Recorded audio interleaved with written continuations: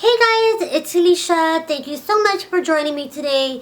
Today's video, if you are new to my channel, this is all going to be new for you. If you've been with me for about 2 years, then it's kind of a repeat or going to be a summary of like everything you already know. But I kind of feel like it's something that I need to talk about again and just like kind of go over it again and just kind of like, I don't know, I feel like, there's a lot of you here that just know bits and pieces and not the full story. And instead of giving you guys little pieces of the puzzle, I just kind of want to put that puzzle together for you guys so that you guys understand a little more about me and about my background and where I'm coming from and who I am. It's a video that I feel that is necessary because there's a lot of new friends here that I have, and yeah, I feel like, I tell you guys bits and pieces without explaining the full story. So just grab a snack, and if you want to hear the full story of basically my health issues and what I've gone through health-wise, and basically when people ask what's wrong with me, I hate that word, what's wrong with me, because in my eyes there's nothing wrong with me. But if you would like to know a little bit more about my health issues and my health story, then grab a snack and hang out with me. So last time I filmed this video, I did it in 3 parts. I did like basically from a baby, then I did as a child to an adult. And I really don't want to do that all again this time because it's just so much information. Basically what I want to do is kind of tell you guys my story as if, I go into the doctor's office and they ask me my medical history, is by telling you guys what syndrome I've been diagnosed with and what causes the main source of all of my health problems. And that syndrome is very rare. I am the only female in the United States with it. I wasn't diagnosed until I was 12 years old, and I've actually never met anybody with my exact syndrome. Syndrome is oto-palato-digital syndrome type 2. I know, it's a very long word, but basically I'll break it down for you guys. Oto is referring to my ears, which made sense because I am hearing impaired. Palatal is like all of this area, your palate inside of your mouth. And then, so that's palatal. Digital is your hands and your feet. And then syndrome is basically the syndrome. So oto-palato-digital syndrome type 2 is what I have. I don't necessarily know the difference between type 2 and type 1. Even if you were to research it online, there really isn't much information. So whenever I go to the doctor, basically I am the reference book because there's not much information about it out there, and there's not much research done because it really is still an unknown syndrome that a lot of doctors just do not have a lot of information about. I have seriously gone to appointments and the doctors say, I know nothing about your syndrome. Well, of course you don't, because I am the only one, the only female adult in the United States with it. The only other case I know of is in Oregon. There's a young boy that has it, but I've never met him, and I know that his case is a little different than mine. So basically the syndrome affects every single bone in my body, everything in my body. Like all my organs are a little different. Every bone in my body is shaped different. Like the anatomy of my bone structure is completely different from the average human being. Even though I may look normal on the outside to some people, I'm really not. There's almost every single bone in my body is different. And as well as the way the joints are put together, like they're all different as well. So as I've gotten older, my body has changed as well, besides, the normal changes that your body goes through regardless when you are just, the average human being. But my body changed a lot as far as the side effects of the syndrome for me personally. But overall, I've had 52 surgeries in total. I am not going to go over every single surgery because a lot of them I don't remember what they were for. And I will say that every surgery has been to repair something within my body. So a lot of them have been on my ears and also to fit something, you know, bone structure wise. I have had open heart surgery. I had open heart surgery when I was 10. I've had a lot of ear surgery, but only on the left side. So technically my left ear, I literally have nothing in the canal. Like, I should technically be deaf, but by the grace of God, I'm not. So I do have hearing still on the left side of my ear. And let's see, I've had 2 hip surgeries on both hips, so in total 4, because my hips were not put in socket correctly. Like, they were out of socket, and they had to put the hip back into socket, and I had to learn to walk every single time after those surgeries, because I was in a wheelchair and in a body cast from the full, like, right under the rib cage down. You know, I had those surgeries back in the 80s, early 90s, so a lot of the surgeries were done pretty old school. I'm sure they would have better techniques nowadays, but thankfully, I thank God every day that I had good doctors growing up, and that the healthcare was at least good enough to where I am able to live a pretty good, functional life today. I've had 2 surgeries on my face to fix, to make some corrections on my facial features.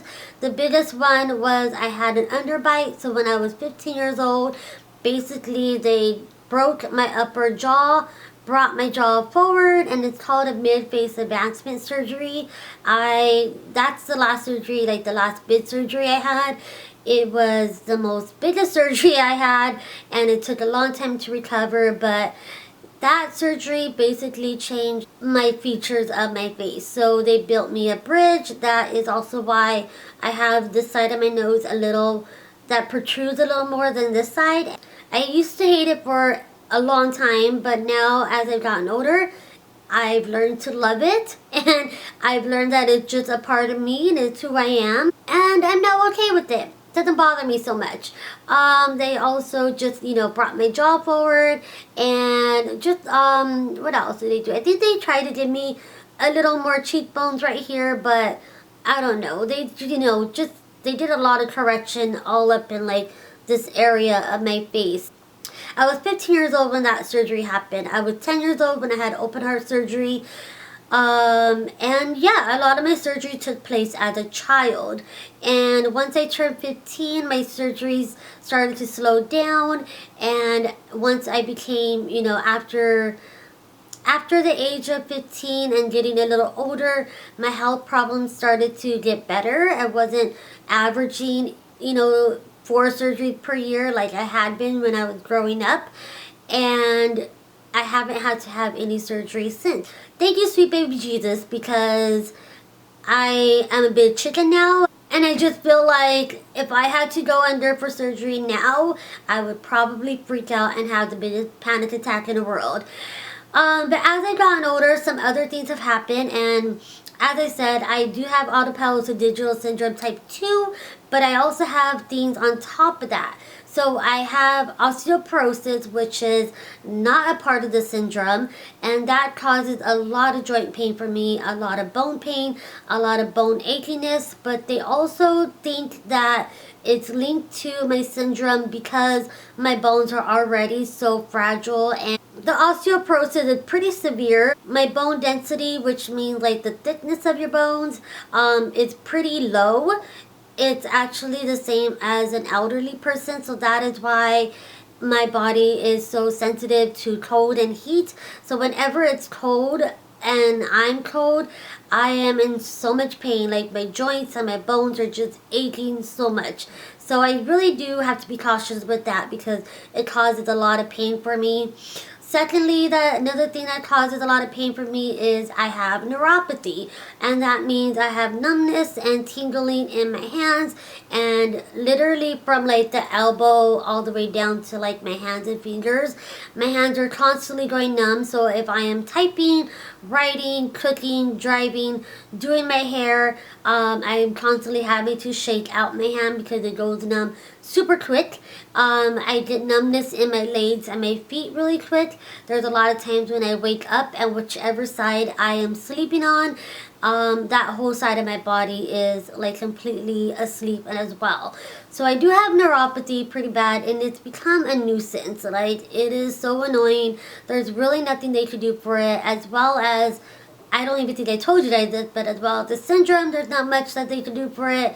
And as far as the osteoporosis, there's not much they can do for it. So literally the only thing that I am doing to maintain my health and to keep me somewhat functional is I do take pain medication, because my pain is every day. There's sometimes where it's about a 3, and there's sometimes where it's like at a 12, and I am in excruciating pain and I can't get out of bed that day. Or, you know, there's days where I just feel horrible and I cannot even get myself up to do anything around the house or want to even do anything. And it's really hard, because even though my mind wants to do it, my body is now refusing to keep up with my mind. That is something that has changed a lot since I've gotten older. I really try my best to not let my disabilities hold me back from having a productive life, but there's days where I'm just not able to do that, and I'm in a lot of pain a lot of times. And so I do average doctor's appointments at least once or twice a week, but they are just to help me maintain what I'm already going through. And as I've gotten older, it's also affected me mentally. Like, it's kind of linked, I believe. I believe that, you know, my physical pain affects me mentally and emotionally. I've also been diagnosed with depression, and that was 4 years ago, and anxiety, and that was about 4 years ago as well. So I do take meds to manage that as well, but that's a whole separate video. But yeah, you know, I just kind of wanted to just talk about it, and it's just not something I bring up every day, but I definitely feel that I shouldn't be ashamed of it, and I'm no longer ashamed of it. But it's not something I'm hiding, but it's also something that I don't bring up pretty often. And I did want to talk to you guys about it, because I know that there's a lot of you out there that do struggle with disabilities and health problems and health issues and mental illness as well. And sometimes you may feel alone, and even though my problems are different than yours, you're not alone. We all go through it, and I felt so alone for so many years. I felt like I was such an outcast. I felt like I was the only one on earth that had these issues, and I really did just feel, why me, for so many years. And it's scary. The unknown is scary, because I don't know what my life expectancy is, but I wasn't supposed to survive past 1. They did tell my mom that when I was born, but I am now 34, so the joke's on them, because I've survived. And, you know, I just take one day at a time. I may not know what, you know, my health is going to be like in the next 5 to 10 years, but nobody does. I realize that that makes me no different than anybody else, because you're healthy one day and the next day something happens, or you're diagnosed with an illness and you weren't expecting it. So that makes me no different than anybody else. Just because I have a syndrome and I have, you know, all these other things on top of it that cause you know, pain and health problems for me daily, it doesn't make me any different than anybody else. So that is something that I've learned. And also just accepting my body for the way it is, because for so many years I despised the fact that I looked different. I hated the fact that I had to go, you know, under so many surgeries, and I had to go to the doctors, and I got blood drawn out of me so many times, and I would always get different types of vaccines, and always getting, you know, CAT scans and ultrasounds and all these tests all the time, and it just made me feel so different. Now the question isn't necessarily why me, but the question is why not me. And I definitely can have children. The risk of me having children is very scary, because my life is at risk more than the baby's life would be. And also, since it is a genetic syndrome, I don't think I even told you guys that, but it is all genetic. It cannot be passed on, you know, through, it's not a virus. It's only genetic. So if I was to have a child, genetic wise, that child is at 50% chance of being born with my syndrome. So with that, I've also decided to not have children naturally because I don't want to put my body at risk or my health at risk. I also don't want to put that stress on my family. I definitely can have a child, but it also would be difficult because my uterus is actually a bicoordinate uterus. It is actually like in half. So there's actually two uteruses put together. If uterus is even a word, I don't know. So, but one side is bigger than the other. So that would make it very difficult for a baby to grow in full term. And yeah, this syndrome is genetic. So basically the way the doctors at Children's Hospital Los Angeles is where I got all my medical treatment. The way the genetic specialist described it to me was basically it's like pages being ripped out of a book. You know, my body is fully developed. I'm not missing anything. Everything's there. It's just all formed and shaped a little differently. Another big thing that's different about me is that most of the people that have the syndrome are males, and then on top of that, in a lot of cases they have mental retardation. So obviously I do not have that. I thank God every day for that, and all I can really do is just thank God every day for another day of life, and that I'm able to walk, I'm able to drive, I'm able to work, I'm able to be as healthy as possible, and I don't do anything different to take care of my body, although I probably should. But exercising is really hard on me. Any type of physical activity is hard on me. I do have problems with my neck and my spine as well. I have arthritis in my spine. I have fusions in my neck, and so it does make it very painful, like to do, you know, very physical things. I get a lot of neck pain, a lot of shoulder pain, a lot of lower back pain, upper back pain, joint pain, and just achiness all throughout my body. Just part of my life, and I've learned to accept that, and I've learned to be okay with that. That is just what I, you know, have been given in life, and I'm okay with it. So yeah, that's just like mainly everything that I've gone through in a quick little summary for you guys. A lot of it for me has affected me emotionally and psychologically and within my self-esteem and just, you know, mentally. It affects me a lot, and it took a long time for me to accept my body for the way it is and to love my body as it is and to be okay with my body as it is. And I'm just thankful every day that I'm able to get up and have as much possible of a productive day as possible. And I'm just very grateful that I've been able to have the opportunities in life that I've had and live a normal life as possible and be surgery free for the last 15 plus years. And, you know, it is scary because I don't know what, you know, will happen, and I recently had a seizure that was totally unexpected and just came out of nowhere, and now I'm prone to having seizures again. So that's something that's kind of scary, but you know, to me, I feel like my health issues, even though they're so different from the norm, I'm no different than anybody else that has a medical illness. And I'm just able to understand what it's like to be somebody that is disabled and be somebody that is limited, that has to live with chronic pain and depend on their medication to allow them to get through the day, or, you know, there are days where you're not able to get out of bed. And it definitely does interfere with my daily life, but I try my best not to allow it to control my life. So that's basically my health issues in a nutshell. I don't know if I left anything out. I don't think I did.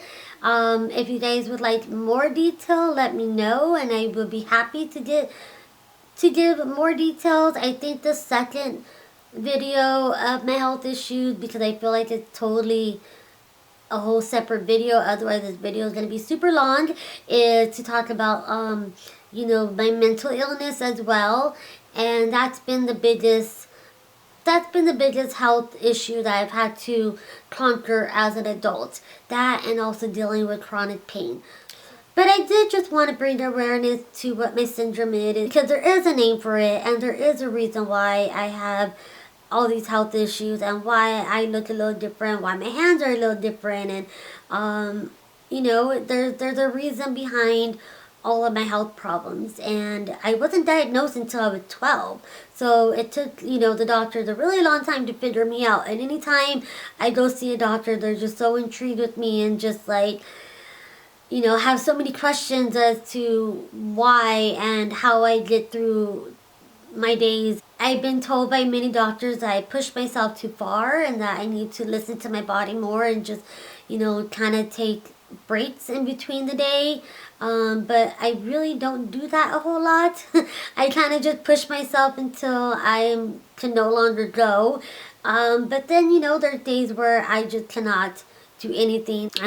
I'm just in too much pain. So there are days where that happens too. I just wanted to give those of you that are new to my channel, just like a, you know, a little summary of everything that I've gone through physically and health-wise, and just explain a little bit about my health background and what makes me today. So thank you for joining me. I thank you guys so much for listening and spending time with me. And if you guys have any questions, please feel free to ask. And if you want more details about anything, please let me know and I will definitely do another video for you guys. I just want to say that I'm here for you guys. If you guys have nobody to talk to, I'm here for you to talk to because I know what it's like to have health problems. I know what it's like to be ill. I know what it's like to be in the hospital. I know what it's like to, you know, constantly go to the doctors. And I know what it's like to just feel different and to not feel normal and to be in pain. So definitely find me on social media. I am all over social media.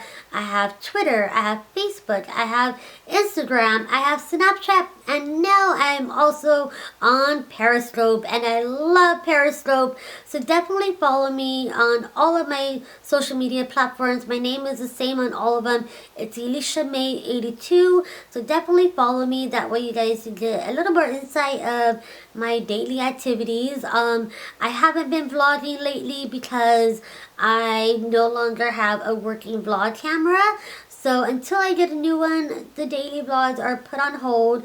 But I thank you guys so much for always supporting me and for always showing me love and support. And it just means so much to me. And the friendships that I made here on YouTube are just such a big blessing. And they mean so much to me. And I just thank you guys so much for always supporting me and just always supporting my channel. And no matter what I put up, if it's a vlog, if it's a beauty video, if it's one of these, like, you guys are just so amazing and loving. So thank you guys so much. If you are new to my channel, please subscribe. It would mean so much to me. And go find me on all my social media.